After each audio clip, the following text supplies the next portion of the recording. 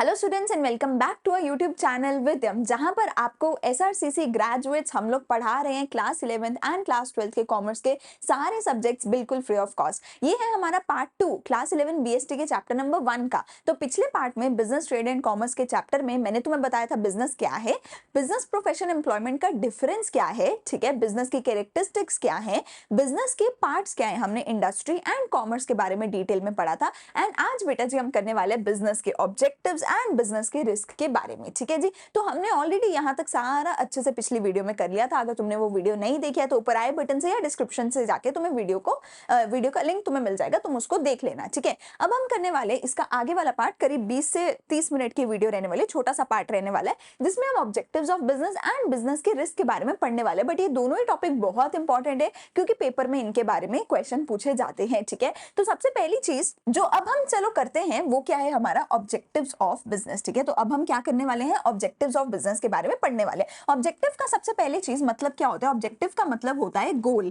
कि यानी कि अगर तुम बिजनेस कर रहे हो तो तुम्हारे दिमाग में क्या गोल चल रहा है, ठीक है। अभी तक मैंने तुम्हें बिजनेस की डेफिनेशन पढ़ाई थी, उसमें मैंने तुम्हें बताया था कि बिजनेस क्यों करता है कोई भी इंसान, इसलिए करता है ताकि वो प्रॉफिट कमा सके। बिजनेस में तुम क्या करते हो, गुड्स एंड सर्विसेज बना करके बेचते हो, ठीक है, लेकिन वो तुम क्यों करते हो, ताकि एट द एंड तुम प्रॉफिट बना सको। अगर प्रॉफिट बनाना तुम्हारा गोल नहीं है तो तुम बिजनेस उसको नहीं कह सकते, सीधी बात मैंने ये बोली थी। अब मैं क्या बोल रही हूँ कि बिजनेस के क्या क्या टोटल गोल हो सकते हैं। तो सबसे पहला, तो सबसे मेन गोल तुम्हारा क्या होगा, प्रॉफिट अर्निंग। अगर किसी भी इंस्टीट्यूट का प्रॉफिट अर्निंग मोटिव नहीं है, अगर किसी भी इंस्टीट्यूट का गोल नहीं है प्रॉफिट अर्न करना, तो बेटा तुम उसको एक बिजनेस नहीं बोलते हो, तुम उसको एक नॉट फॉर प्रॉफिट ऑर्गेनाइजेशन बोलते हो, ठीक है जी। वो बिजनेस कंसीडर ही नहीं किया जाता, ठीक है। तो सबसे पहला मेन गोल क्या होना चाहिए एक बिजनेस का, वो होना चाहिए प्रॉफिट अर्निंग। अगर प्रॉफिट अर्निंग गोल नहीं है तो बिजनेस नहीं है। लेकिन इसका ये मतलब नहीं है कि तुम्हारा गोल सिर्फ और सिर्फ प्रॉफिट अर्निंग होना चाहिए, ठीक है। मैंने क्या बोला, सबसे मेन गोल होना चाहिए प्रॉफिट अर्निंग, लेकिन इसका ये मतलब नहीं कि सिर्फ प्रॉफिट अर्निंग ही तुम्हारा मेन गोल होना चाहिए, और भी गोल होने चाहिए।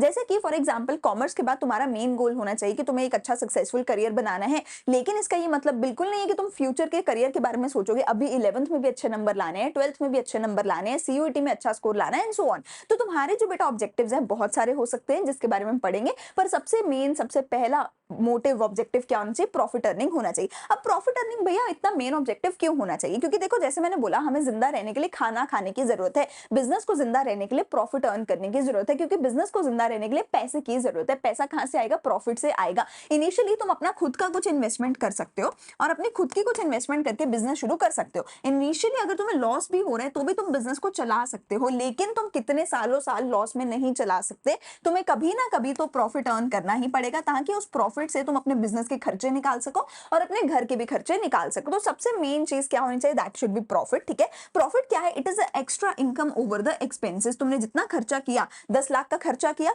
और तुमने इनकम कमाई 15 लाख की, तो 5 लाख तुम्हारा क्या हो जाएगा भैया, प्रॉफिट हो जाएगा। अगर प्रॉफिट कमा रहे हो इसका मतलब तुम्हारा बिजनेस सक्सेसफुल है। इसका मतलब है कि लोगों को, जो कस्टमर्स हैं, अगर प्रॉफिट कमा रहे हो इसका क्या मतलब है कि जो कस्टमर्स हैं वो एक्सेप्ट करते हैं तुम्हारे बिजनेस को, तुम्हारे प्रोडक्ट्स को, वो खुश है तुम्हारे प्रोडक्ट से, तुम्हारे बिजनेस से। इसका मतलब है कि तुम्हारी बिजनेस की गुडविल अच्छी है, बाजार में तुम्हारा नाम अच्छा है, तभी तो तुम प्रॉफिट कमा रहे हो। It is like an acceptance by the society. अगर तुम्हें अच्छा प्रॉफिट हो रहा है उसका क्या मतलब है कि एक्सेप्टेंस है सोसाइटी की, कि हाँ भैया इनका बिजनेस अच्छा है, हम इनको इनका बिजनेस करने देंगे। It is like an acceptance of the society. अगर तुम्हें कभी भी अपने बिजनेस को एक्सपैंड करना है तो भी तुम्हें क्या चाहिए, प्रॉफिट चाहिए। बिना प्रॉफिट के तुम एक्सपैंड नहीं कर सकते, सारी उम्र घर से पैसा लाके बिजनेस में नहीं लगा सकते। अगर तुम्हें अपने बिजनेस में कोई भी नया प्रोडक्ट लॉन्च करना है, कुछ भी नया करना है, तो तुम्हें प्रॉफिट चाहिए। तो तुम्हें टेक्निकली बिजनेस में कुछ भी करना है तो प्रॉफिट चाहिए। अगर बिजनेस को तुम्हें सर्वाइव भी करवाना है, ठीक है, तो भी प्रॉफिट चाहिए। अगर बिजनेस को तुम्हें एक्सपैंड भी करना है तो भी तुम्हें प्रॉफिट चाहिए। अगर बिजनेस में तुम्हें कस्टमर की खुशी चेक करनी है तो जिस बिजनेस को प्रॉफिट हो रहा है उसके कस्टमर खुश हैं। अगर बिजनेस की गुडविल चेक करनी, मतलब बिजनेस का कितना नाम है बाजार में, तो जिस बिजनेस को प्रॉफिट हो रहा है उसका अच्छा खासा नाम होगा बाजार में। अगर ये चेक करने की क्या सोसाइटी ने एक्सेप्ट करा है इस बिजनेस को, क्या सोसाइटी इस बिजनेस के प्रोडक्ट से, इस बिजनेस से खुश है, तो अगर उस बिजनेस को प्रॉफिट हो रहा है मतलब सोसाइटी ने उस बिजनेस को एक्सेप्ट कर लिया है, वरना प्रॉफिट हो ही नहीं सकता। अगर तुम्हारे कस्टमर खुश नहीं होंगे, अगर तुम्हारा नाम अच्छा नहीं होगा मार्केट में, तो तुम्हें प्रॉफिट भी नहीं हो सकता, ठीक है जी। सो प्रॉफिट क्या है, देखो मेन ऑब्जेक्टिव है किसी भी बिजनेस का कि हमें क्या करना है, प्रॉफिट अर्न करना है, ठीक है। अब business can not sustain without the profit. बिना प्रॉफिट के कोई भी बिजनेस सस्टेन नहीं कर सकता। दूसरा जो ऑब्जेक्टिव हमारे पास आता है, अभी जो प्रॉफिट है वो तो मेन ऑब्जेक्टिव है हर एक बिजनेस का, लेकिन ओनली ऑब्जेक्टिव नहीं हो सकता। देखो अगर तुम सिर्फ प्रॉफिट के बारे में सोचोगे, सोसाइटी के बारे में नहीं सोचोगे, अपने एम्प्लॉइज के बारे में, अपने कस्टमर्स के बारे में, एनवायरमेंट के बारे में नहीं सोचोगे, सिर्फ अंधाधुंध प्रॉफिट के बारे में सोचोगे कि कुछ भी करके प्रॉफिट कमा लूंगा, तो कल को सोसाइटी तुम्हारे अगेंस्ट हो जाएगी, तुम्हारे एम्प्लॉइज खुश नहीं होंगे, तुम्हारे कस्टमर खुश नहीं होगा, तुम्हारे शायद प्रोडक्ट की क्वालिटी उतनी अच्छी नहीं होगी, शायद तुम एनवायरमेंट को नहीं देख रहे होगे, पोल्यूट कर रहे होगे। तो ऐसे केस में जो है सोसाइटी तुमसे खुश नहीं होगी और तुम्हारा बिजनेस धीरे धीरे जो है लॉस की तरफ जाने लग जाएगा। तो एक बिजनेस को प्रॉफिट तो चाहिए, पर सिर्फ प्रॉफिट नहीं चाहिए, उसको और भी कुछ एक्स्ट्रा ऑब्जेक्टिव पूरे करने हैं। जैसे कि पहला ऑब्जेक्टिव आता है मार्केट शेयर या फिर क्रिएशन ऑफ द कस्टमर। तुम अगर तुम्हारे बाजार में टोटल 100 कस्टमर हैं, उन 100 में से कितने कस्टमर तुम्हारे कस्टमर्स हैं, कितने लोग तुम्हारे पास आते हैं।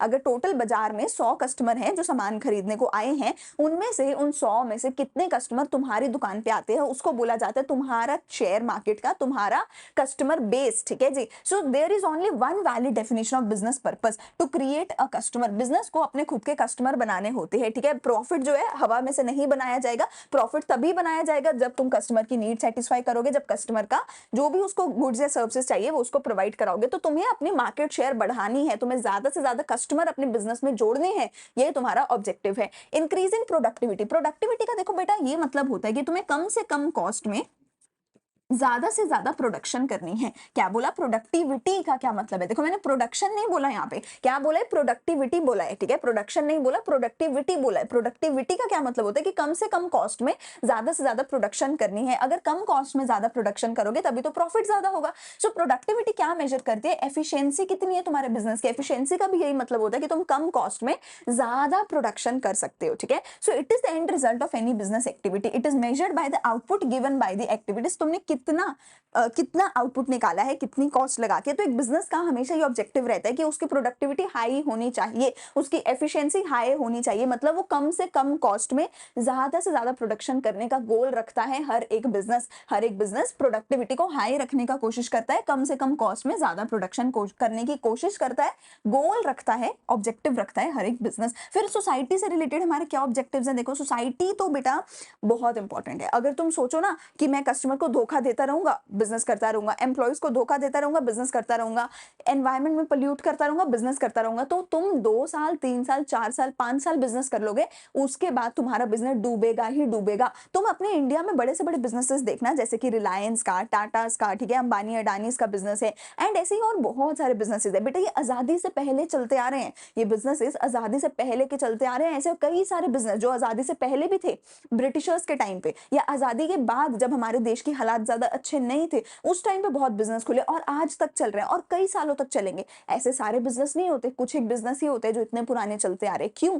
क्योंकि हर बिजनेस ना सोसाइटी के बारे में नहीं सोचता। अगर तुम चाहते हो कि तुम्हारा बिजनेस 2 4 5 10 साल नहीं, हंड्रेड्स ऑफ ईयर्स तक काम करता रहे, ठीक है, तुम्हारे दादा से शुरू होकर पोता परपोता हर कोई उस बिजनेस का पार्ट बने, तो उसका एक ही सोल्यूशन है कि तुम्हें सिर्फ अपना नहीं सोचना, तुम्हें सोसाइटी का भी सोचना है। जैसे टाटाज हैं, बहुत ज्यादा डोनेशंस देते हैं, तुम्हें सिर्फ अपना ही नहीं सोसाइटी का भी सोचना है। क्योंकि अगर सोसाइटी को धोखा दिया, सोसाइटी तुम्हारे प्रोडक्ट खरीदने बंद कर देगी, तुम्हारा बिजनेस बंद करवा देगी। ठीक है जी, सोसाइटी को धोखा नहीं देना। तो सोसाइटी के लिए तो हर बिजनेस सोचता ही है। क्यों सोचता है, क्या क्या सोचता है सोसाइटी के बारे में, क्यों सोचते हैं, तो मैंने बता दिया, ताकि तुम लॉन्ग टर्म तक बिजनेस कर सको, हंड्रेड्स ऑफ ईयर्स तक।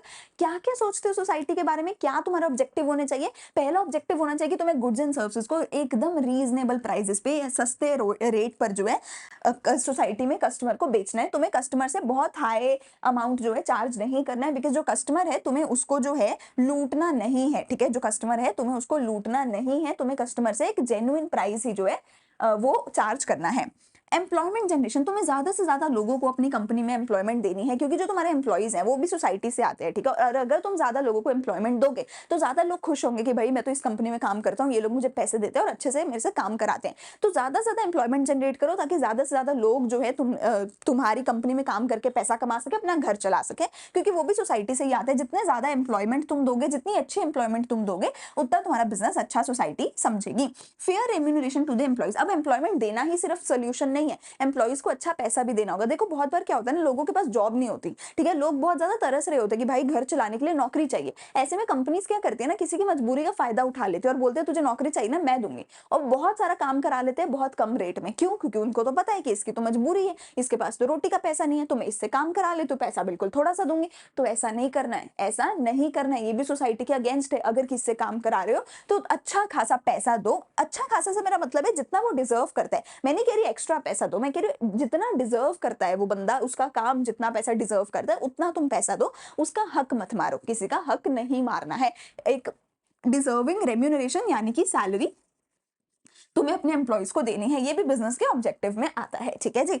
चलो अब इसके बाद अगला टॉपिक मेरे पास आता है बिजनेस रिस्क का, which is majorly the last topic हमारे चैप्टर का। तो रिस्क मैंने तुम्हें ऑलरेडी समझा दिया था कि भैया तुम्हारे को फ्यूचर में जो है लॉस भी हो सकता है। It is a possibility of occurrence of any unfavourable event, ठीक है, कुछ भी अनफेवरेबल इवेंट हो सकता है, that has the potential to minimise the gains, जो तुम्हारे प्रॉफिट को मिनिमाइज कर सकता है और तुम्हारे बिजनेस में लॉस करवा सकता है। कि फ्यूचर में कोई ऐसा केस हो जाए, कोई ऐसा सर्कमस्टांस हो जाए, सिचुएशन हो जाए जिसकी वजह से तुम्हारा प्रॉफिट कम हो जाए और तुम्हें लॉस होने लग जाए, तो ऐसे किसी भी सिचुएशन को हम रिस्क का सिचुएशन बोलेंगे, इसको हम रिस्क बोलेंगे। In simple words, business risk are those factors that increase the chances of losses in a business and reduce the opportunity of profit. आपके प्रॉफिट की अपॉर्चुनिटी को कम कर देगा और लॉस के चांसेस को बढ़ा देगा बिजनेस में, वो होता है बिजनेस रिस्क, ठीक है। These factors are not under the control of the business and result in the declining profit. अगर एक चीज बताओ, अगर मेरे हाथ में होता कि मैं सिचुएशन को कंट्रोल कर लूं तो मैं कंट्रोल कर ही लेती ना। अगर मेरे हाथ में होता कंट्रोल करना तो मैं कंट्रोल कर ही लेती ना, फिर मैं लॉस थोड़ी कराती अपनी कंपनी को, फिर मैं अपना प्रॉफिट डिक्लाइन थोड़ी होने देती, सीधी बात है ना। अरे वो मेरे हाथ में नहीं है इसीलिए तो रिस्क बोला है उसको। अगर वो मेरे हाथ में होती चीज कि कोई नहीं मैं ठीक कर दूंगी, फिर वो रिस्क थोड़ी हुआ। अगर वो मेरे हाथ में नहीं था इसीलिए तो वो रिस्क है और इसीलिए तो मुझे लॉस हो रहा है। अगर मेरे हाथ में होता मैं जानबूझ के लॉस थोड़ी कराती। So it is outside the control of the business, it is not under the control of anyone. तुम्हें लॉस होगा, अगर तुम्हें रिस्क है तो लॉस हो सकता है, कोई रोक नहीं सकता।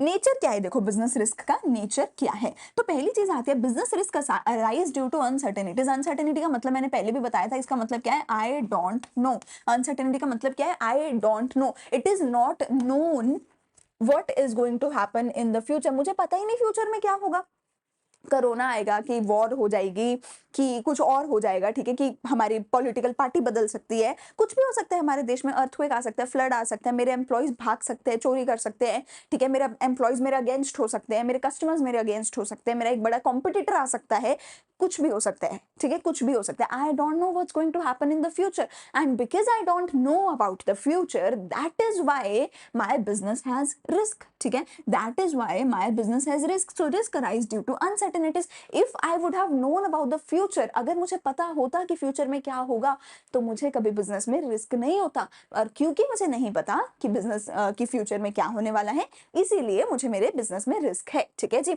एग्जाम्पल ऑफ अनसर्टेनिटी, क्या क्या अनसर्टेनिटी हो सकती है, सरकार बदल गई, ठीक है, सरकार की पॉलिसी बदल गई, डिमांड कम या ज्यादा हो गई, टेक्नोलॉजी बदल गई। अब एआई के आने की वजह से बहुत सारे ऐसे बिजनेसेस हैं जो बंद हो रहे हैं, क्योंकि आजकल एआई आ गई, टेक्नोलॉजी आ गई, तो पुरानी टेक्नोलॉजी आउटडेटेड हो रही है, ठीक है। Risk is an essential part of the business. Risk बहुत एसेंशियल है एंड तुम रिस्क को रिड्यूस तो कर सकते हो अपने बिजनेस में, पर तुम रिस्क को एलिमिनेट नहीं कर सकते।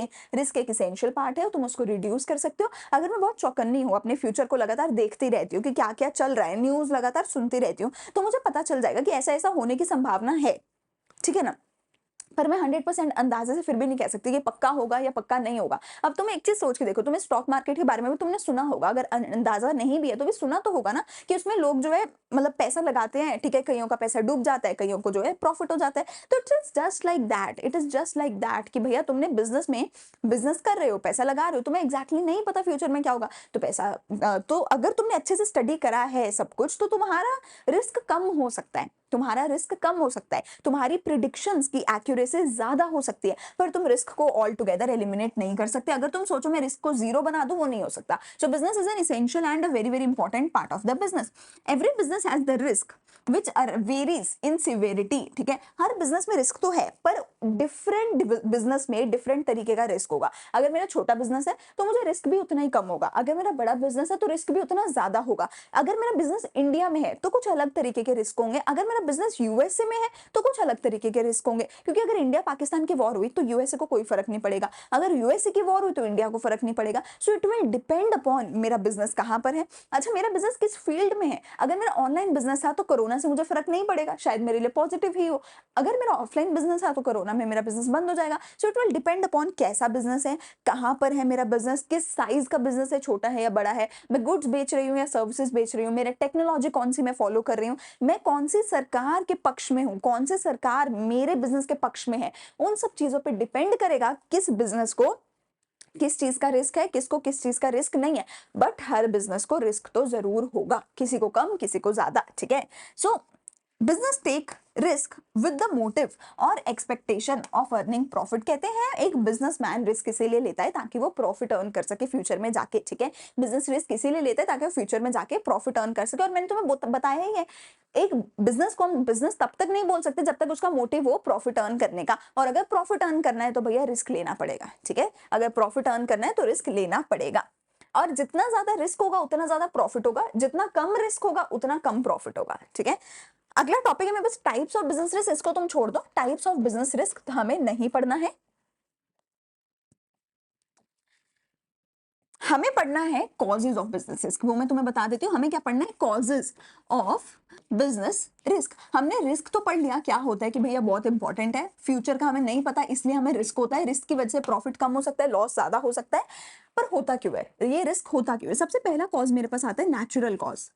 सबसे पहला क्या आता है मेरे पास, नेचुरल कॉजेज। नेचुरल कॉजेज में मेरा मतलब होता है अर्थक्वेक आ जाना, ठीक है, फ्लड आ जाना, ठीक है, कुछ भी ऐसा। Covid was a natural cause, कोई इंसान ने उसको बुलाया नहीं था, कोई इंसान उसको भेज नहीं सकता था, किसी इंसान के हाथ में नहीं था, वो भगवान के नेचर के हाथ में था, ठीक है। एंड आजकल जितना इंसान नेचर के साथ खिलवाड़ कर रहा है, नेचुरल कॉजेज ऑफ रिस्क हमारे उतने ज्यादा बढ़ते जा रहे हैं, क्योंकि इंसान नेचर के साथ खिलवाड़ कर रहा है, which is why natural risk हमारे बढ़ते जा रहे हैं, ठीक है जी। लेकिन नेचुरल रिस्क का मतलब क्या है, सीधा सीधा नाम से समझ आ रहा है, नेचर की वजह से होने वाले रिस्क, जिसमें तुम एग्जाम्पल क्या लिख के आओगे, कोविड-19, अर्थक्वेक, फ्लड, ये सारे एग्जाम्पल हो सकते हैं, ठीक है।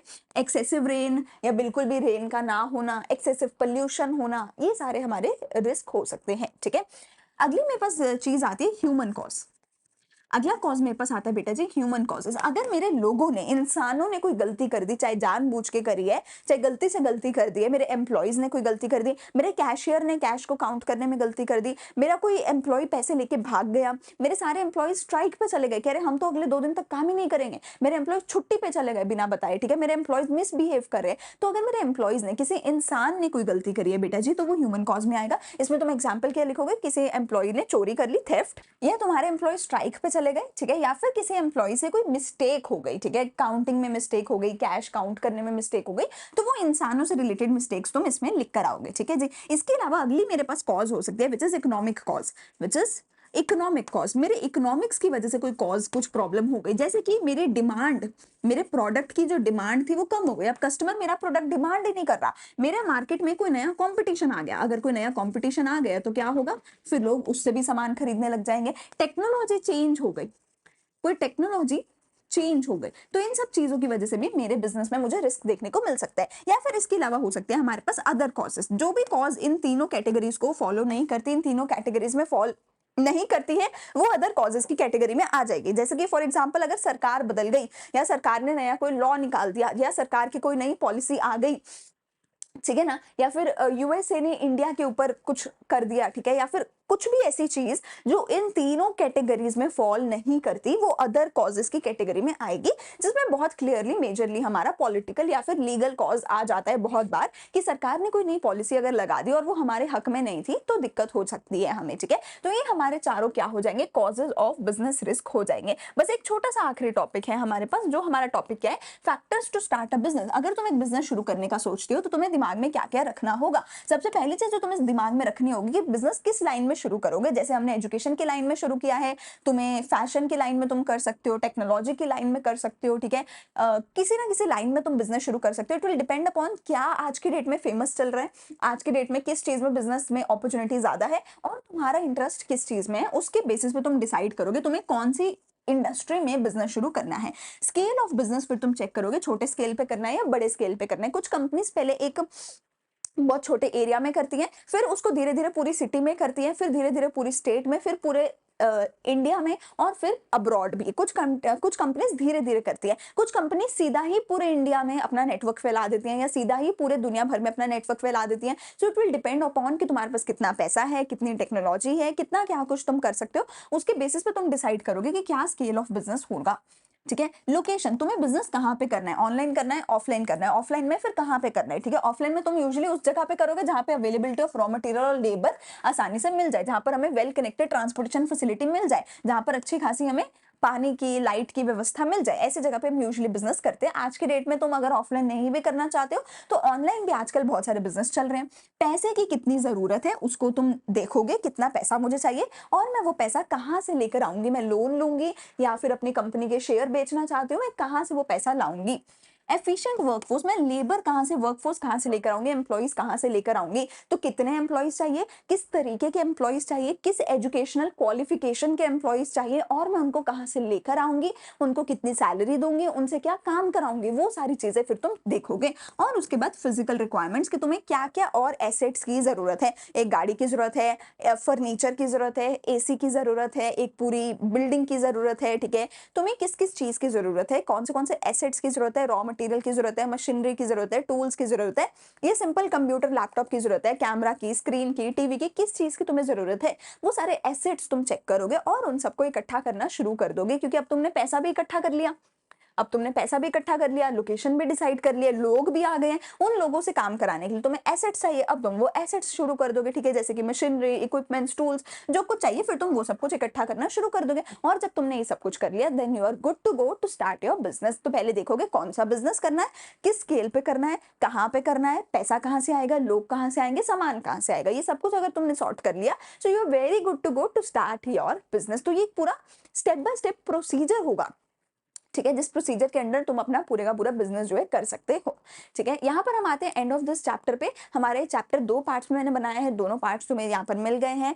आई होप पूरे का पूरा चैप्टर तुम्हें अच्छे से समझ आ गया होगा। अगर कोई भी डाउट है तुम कमेंट सेक्शन में पूछ सकते हो। इसका पीडीएफ का जो पीडीएफ जो है वो मैं टेलीग्राम चैनल पे अपलोड कर दूंगी, तुम आज के डेट में तुम देख सकते हो, तुम नीचे से वीडियो की डेट देख सकते हो कि वीडियो किस डेट पे बनी हुई है, सेम डेट पे जाके तुम टेलीग्राम से ये चैनल का इस चैप्टर का जो है पीडीएफ तुम्हें मिल जाएगा। ठीक है, आई होप पूरी वीडियो अच्छे समझ आई हो। अगर अच्छी लगी तो बेटा please like, share and subscribe to our channel.